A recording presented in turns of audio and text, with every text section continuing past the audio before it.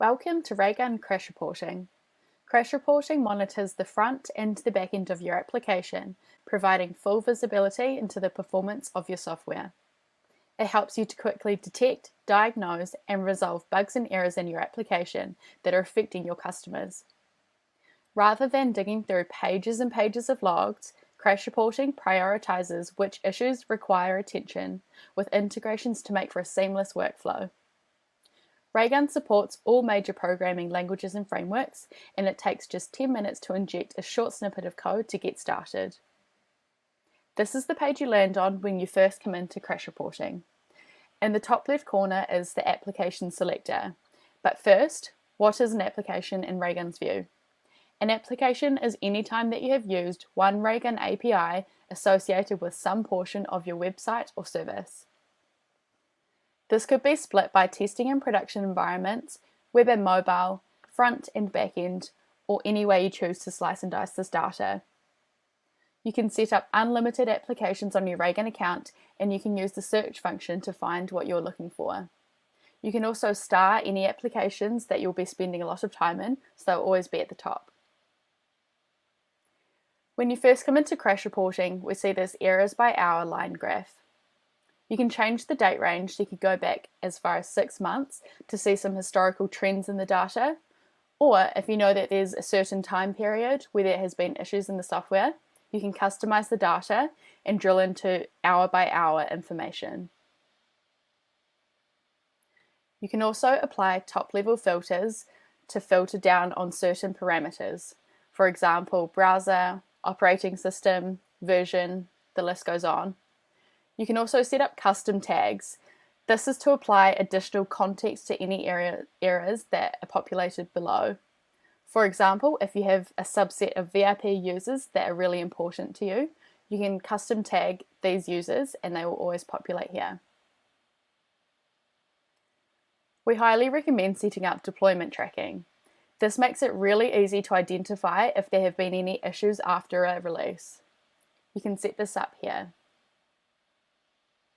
When we scroll down in crash reporting, it basically looks like an error inbox. Raygun Smart groups errors based on their stack trace. You can change the status of errors to make it for an easier workflow. So you can resolve an error if you've fixed it, you can ignore it if you want to deal with it later, or you can choose to permanently ignore it. So this could be in the case of, say, third-party errors that are really noisy but you can't do anything about. Crash reporting has integrations with the likes of GitHub and Bitbucket, again to make for an easy, seamless workflow with the tools that you're using and love every day. If you don't know where to start, we highly recommend first by filtering errors by count. This makes it easy to see which error group has occurred the highest number of times, so you can first dig into that. I can see this error here has an integration with GitHub, so this will be one that will be really easy to resolve. When I click into an error, I can see the summary tab here with a bit more information about the error. Below is the stack trace. This is meant to give a developer all the information that they need to go in and fix an error, and this is really where the power in crash reporting lies. You can see exactly the line of code that an error occurred in. We have various other tabs to provide more information on the error, including their environment that it happened within. Here is the tab where you can set up custom tags as well as custom data. So this is just customized data that is pulled from the code. You can see breadcrumbs, which is the trail of events leading up to a crash. And we also provide the raw data for transparency purposes. You can see all of the information that Raygun is collecting. As a note, all user identities are anonymized within Raygun, but you can switch these permissions on. We also highly recommend setting up alerting. This allows you to customize certain alerts based on what's going to be important to you. For example, if there's a spike in a certain error group that you want to be alerted on, you can set this up and apply it to certain applications and apply it to certain team members as well. That's crash reporting in a nutshell, and if you ever have any questions, please reach out to the team. We're always more than happy to help out. User monitoring, aka RUM, allows you to identify and resolve front-end performance issues that are impacting your customers. From high-level trends down to individual user journeys, it's easy to identify where customers encounter performance issues and discover fundamental bottlenecks.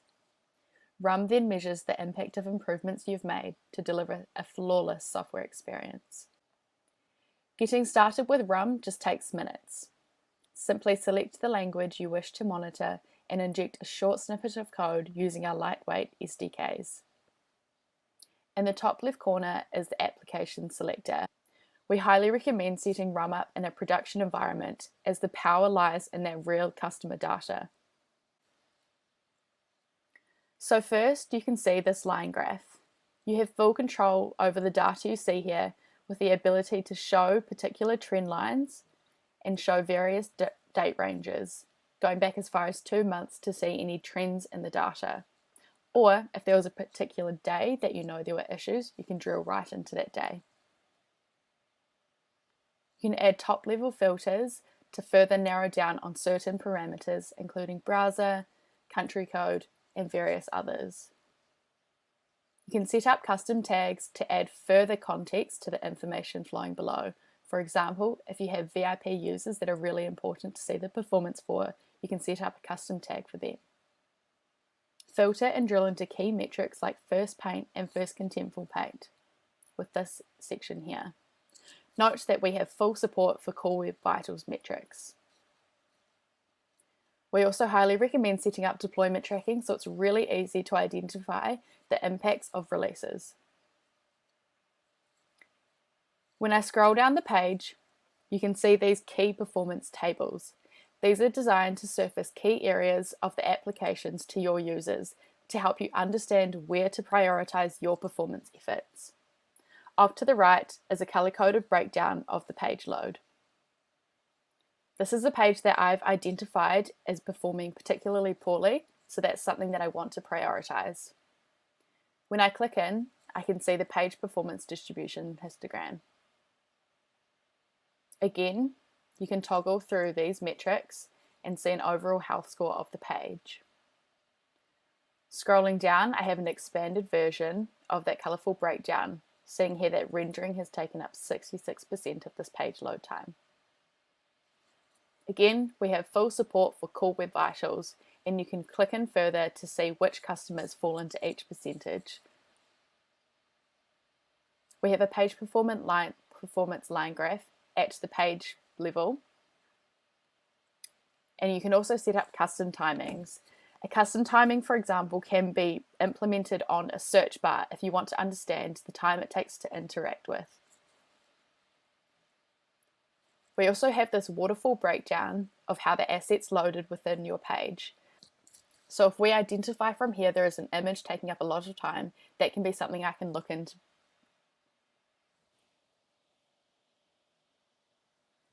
So if we identify here that there is a certain image taking up a lot of time to load this page, this can be something I look into improving. Scrolling back up, I can dig in even further from here and understand which customers are having a really poor experience. I can see all session information, including the browsers, operating systems, as well as their location. I can click in to see exact session information, and I can see the journey that the customer went on through the application. From here, I can click in even further to see instance level data. That's how you go from that bird's eye view right down to granular detail on the page performance. We have various other tabs up here, including a compare tab where you can compare various countries, browsers, anything you like. That's real user monitoring at a super high level. Please let the team know if you have any questions, as we're more than happy to help out. Welcome to Raygun's Application Performance Monitoring, aka APM. APM identifies performance bottlenecks and server-side performance issues. It allows you to easily drill down into any application performance issue, including the exact line of code, function, database, or API call that is causing the problem. APM works by installing an agent on your server. We support .NET, .NET Core, Ruby, and Node.js, with other languages coming. In the top left corner is the application selector. You can set up unlimited applications on your Raygun account, and you can use the search function to find what you're looking for. The APM overview is set up like a dashboard. Raygun gives you a few default tiles, but you can edit the overview page to add or remove charts depending on what information is important to you. AppDex, an industry standard tile, and average requests breakdown are commonly used among developers we work with. We do have others below, but these are particularly important ones we recommend having at the top of your overview page.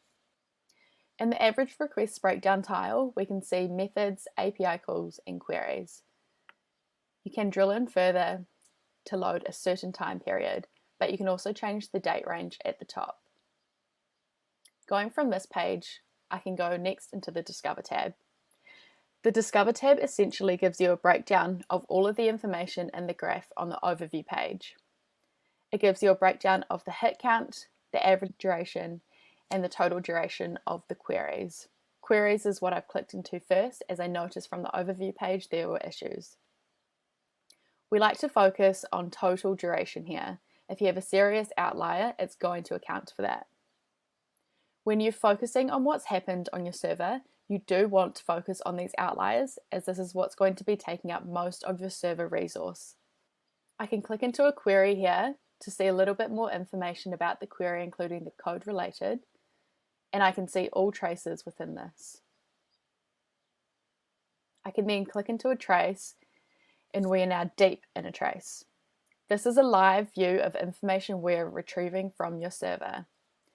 First, you'll see this flame chart. This is a visual representation of a call tree and is a great way to diagnose exactly what's happening within the trace. You can also show hot path, which again narrows down what's happening, and you can see any errors that have occurred with this if you have crash reporting set up. Scrolling down, if I click on a query, I can see more information relating to this query, including the code. We have integrations with the likes of GitHub and Bitbucket to make for a seamless workflow. Scrolling back up, I could next click into the Issues tab. This is similar to our crash reporting error inbox, but for issues based on rules. Raygun has various out-of-the-box rules based on industry standards, but you can create custom rules. Just select the ones that you want to apply to the issues inbox. You can change the status of these, so you can keep them active in this inbox, resolve them when you have made a fix, ignore it if you want to get to it at a later stage, or permanently ignore, meaning we'll never process that again. Do note that these are all leading indicators rather than trailing indicators, so we're showing you something before it breaks rather than once it's broken. I can also click into the Traces tab, which is every single trace that has occurred within the server. This is a lot of information, so an easier way to narrow this down is to apply top-level filters.